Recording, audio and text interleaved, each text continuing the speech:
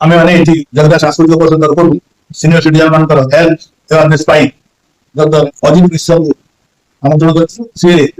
oxygen therapy आम मान awareness create करने ऑक्सीजन इनटेक आउटटेक ये जो ढंग से केमी आम शरीर को सुस्थ सबल रखिपर विभिन्न रोगर निराकरण नियम आम जानू और प्राक्ट करवा निश्चित भाव में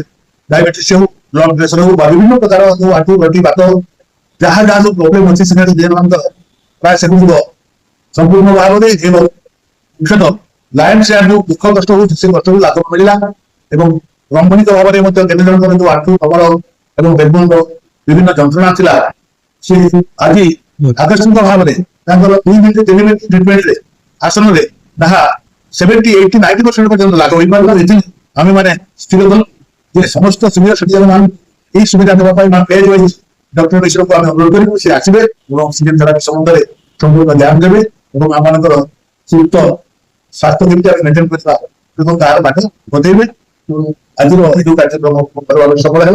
डॉक्टर मिश्र बहुमूल्य समय दे आम मान विभिन्न प्रकार